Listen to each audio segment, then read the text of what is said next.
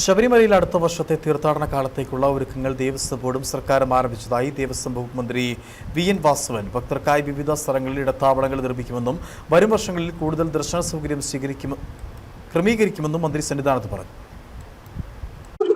കാലകൂട്ടി ചെയ്തു തീർക്കേണ്ട പ്രവർത്തനങ്ങൾ കൂടിയാലോചിച്ച് ഗവൺമെന്റും ബോർഡുമായി പരസ്പര ആശയവിനിമയം നടത്തി ഇനിയും അടുത്ത വർഷത്തെ തീർത്ഥാടനവും ഈ വർഷത്തെ പോലെ കുറ്റമറ്റതാക്കി മുന്നോട്ട് കൊണ്ടുപോകാൻ ഇപ്പൊ തന്നെ ശ്രമങ്ങൾ ആരംഭിച്ചിട്ടുണ്ട്.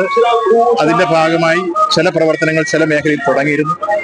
ഇപ്പോൾ സംസ്ഥാന ഗവൺമെന്റ് കിഫ്ബി പ്രോജക്റ്റിൽ ഇടത്താവളങ്ങൾക്ക് അനുവദിച്ചിരുന്ന 146 കോടി രൂപ ഇതിനോടകം തന്നെ പ്രയോജനപ്പെടുത്തി നിലയ്ക്കലെ സംവിധാനം ഉദ്ഘാടനം ചെയ്തു. ശബരിമലയിൽ അടുത്ത മാസം നെരുമേലി ഉദ്ഘാടനം ചെയ്യാൻ കഴിയുന്നു.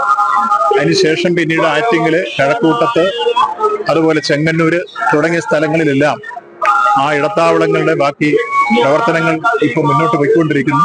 അടുത്ത സീസൺ എത്തുമ്പോഴേക്ക് ഇതെല്ലാം പൂർത്തീകരിച്ച് ഈ കാലഘട്ടത്തിൽ കുറെ കൂടി വിപുലവും വിശാലവുമായ ദർശന സൗകര്യം ഉറപ്പാക്കാൻ ഗവൺമെന്റും അതുപോലെ ദേവസ്വം ബോർഡും ശ്രമം ആരംഭിച്ചു കഴിഞ്ഞു.